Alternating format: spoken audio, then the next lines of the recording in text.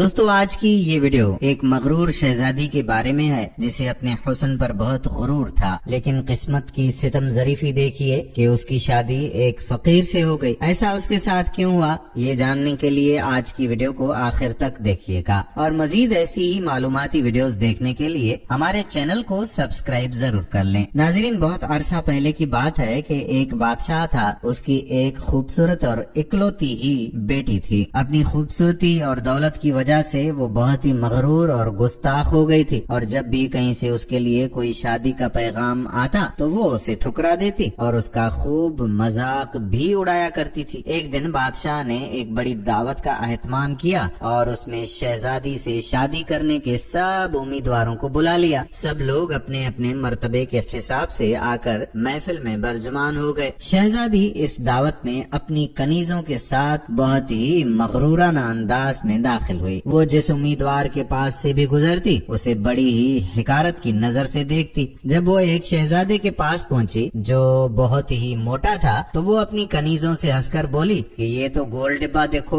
अगले उम्मीदवार के पास से गुजरी तो बोली ये तो खंभा लगता है। एक शहजादा बहुत ही छोटा था, मतलब छोटे कद का था, तो उसको देखकर कहने लगी कि इस छोटू मोटू को तो जरा देखो। एक नवाब बहुत गोरे रंग का था, उसको जब देखा तो ये कहने लगी कि इस सफेद चूहे को तो जरा देख लो। उसकी सहेलियां भी साथ साथ हंसती और उसका मजाक उड़ाती। एक नवाब का सुर्ख रंग देखा तो कहने लगी कि ये तो मुर्ग की कुलगी जैसा लगता है। इसी तरह वो हर उम्मीदवार की बेइज्जती करती रही, लेकिन वो एक बादशाह को तो देखकर बहुत ही ज्यादा हंस क्योंकि उसकी दाढ़ी थी। उसको देखकर वो कहने लगी कि इसको तो जरा देखो, इसने किस तरह अपने मुंह पर झाड़ पूंछ लगा रखी है। बादशाह ने जब ये देखा कि उसकी बेटी ने मेहमानों की बहुत ही बेइज्जती की है तो उसे बहुत गुस्सा आया। उसने भरी दरबार में ये ऐलान कर दिया कि ये शहजादी किसी को पसंद करे या ना करे, मैं अब इसकी शादी किसी फकीर से कर दूंगा। इस ऐलान के बाद वो तमाम लोग वहाँ से चले गए और कुछ ही देर के बाद एक आवारा गर्द गवैया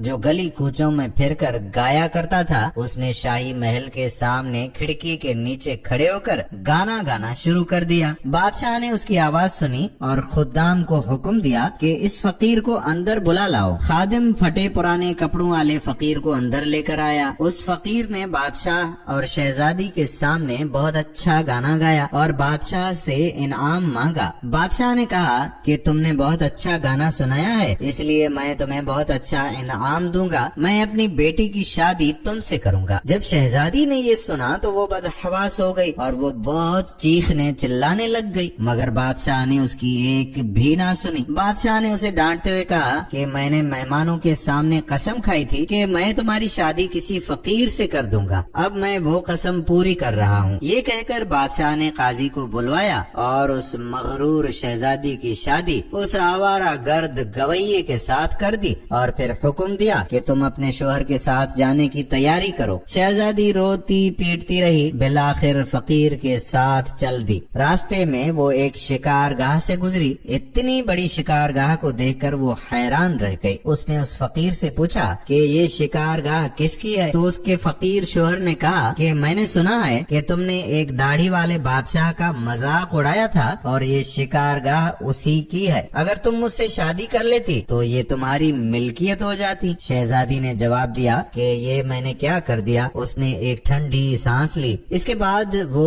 एक और खूबसूरत बाग में पहुँचे। उस खूबसूरत बाग को देखकर फिर शहजादी ने पूछा कि ये किसका बाग है। उसके शोहर ने कहा कि ये बाग भी उसी दाढ़ी वाले बादशाह का ही है। फकीर ने ये जवाब दिया। शहजादी ने अफसोस भरे लहजे में कहा कि मैं भी कितनी बदनसीब हूँ। फिर वो एक बड़े अजीमुल शान शहर में दाखिल हुए। इतना बड़ा खूबसूरत शहर देखकर शहजादी हैरान रह गई। तो शहजादी ने पूछा कि इस शहर का मालिक कौन है। उस फकीर ने उसे बताया कि ये शहर दाढ़ी वाले बादशाह का है और ये उसके मुल्क का पाया तख्त है। अगर तुम मुझसे शादी कर लेती तो ये सब कुछ तुम्हारा होता। शहजादी ने कहा, ओह, ये तो मैंने बहुत बड़ी गलती कर ली, काश के मैं उससे शादी कर लेती। तो फकीर ने कहा कि लेकिन तुम मेरे होते हुए दूसरे मर्द की बातें क्यों कर रही हो, क्या मुझ में कोई कमी है। वो इस तरह की बातें करते हुए एक छोटी सी झोंपड़ी के करीब जा पहुँचे।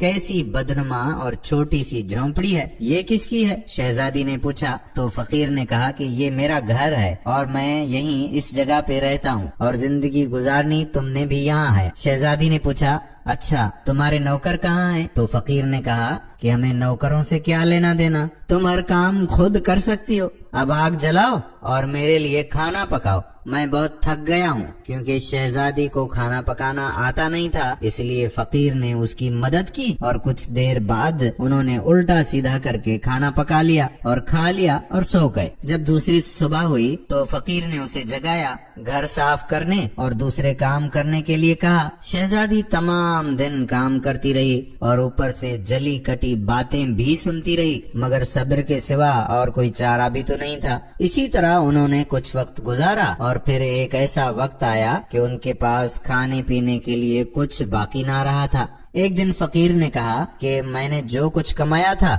वो सब खर्च हो गया, अब तुम्हारी कमाने की बारी है, मैं तुम्हें बेद ला कर देता हूँ, तुम उसी से टोकरियां बना लेना। ये कहकर वो जंगल में चला गया और बेत काट कर ले आया और शहजादी ने टोकरियां बनाना शुरू कर दी। उसने पहले कभी कोई ऐसा मेहनत वाला काम नहीं किया था, इसलिए उसकी उंगलियां जख्मी हो गईं और उनसे खून बहने लगा। ये देखकर उसके शोहर ने कहा कि मेरा ख्याल है कि ये काम तुम नहीं कर सकती, मैं तुम्हें सूत लाकर देता हूँ, तुम मुझसे कपड़ा बुनना। मगर वो ये भी ना कर सकी। फकीर ने कहा कि तू मेरे लिए बिल्कुल बेकार हुई है, काम नहीं कर सकती, तुमसे शादी करके मुझे तो बड़ा नुकसान हुआ। मैं कोशिश करता हूँ कि तुम्हारे लिए मिट्टी के बर्तन ला दूं, तुम बाजार जाकर उनको बेच दिया करना। मगरूर शहजादी ने अकड़ कर कहा कि अगर मैं बाजार जाकर बर्तन बेचूंगी तो मेरे मुल्क के लोग मुझे इस हाल में देखकर बहुत हंसेंगे। फकीर ने कहा कि मेरा मसला ये नहीं है, अगर तुम भूख से मरना नहीं चाहती तो तुम्हें ये काम जरूर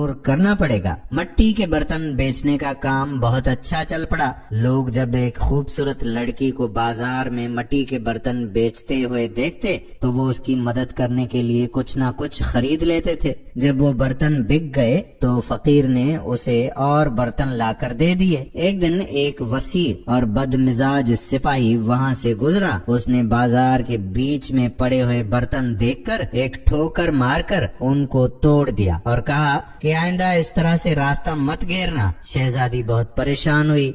उसने सारा वाकया घर आकर अपने शोहर को सुनाया। तुम इंतहाई बेवकूफ हो, तुमसे किसने कहा था कि बीच बाजार में बर्तन लेकर बैठ जाओ? फकीर शोहर ने उसको डांटना शुरू कर दिया। आखिर वहाँ इससे लोगों को गुजरने में दुश्वारी होती होगी, तुमने ऐसा क्यों किया? मेरा ख्याल है कि ये भी तुम्हारे बस का काम नहीं है। मैं शाही महल जाऊंगा, हो सकता है वहाँ तुम्हारे लिए कोई काम निकल आए। ये कहकर वो महल की तरफ निकल गया। शाम को फकीर ने वापस आकर कहा कि शाही महल में तुम्हारे लिए मददगार बावर्चन की जगह मिल गई है, अब हमें कम से कम खाने को तो कुछ मिल जाया करेगा। और इस तरह एक मगरूर शहजादी एक मददगार बावर्चन बनकर महल में चली गई। वो हर रोज सुबह से शाम तक बावर्ची खाने के सारे काम करती और शाम को लोगों के आगे से बचा हुआ खाना लेकर घर आ जाती और इस तरह दोनों मियाँ बीवी का गुजारा हो जाता। महल में आए हुए उसे कुछ ही रोज हुए थे कि उसने सुना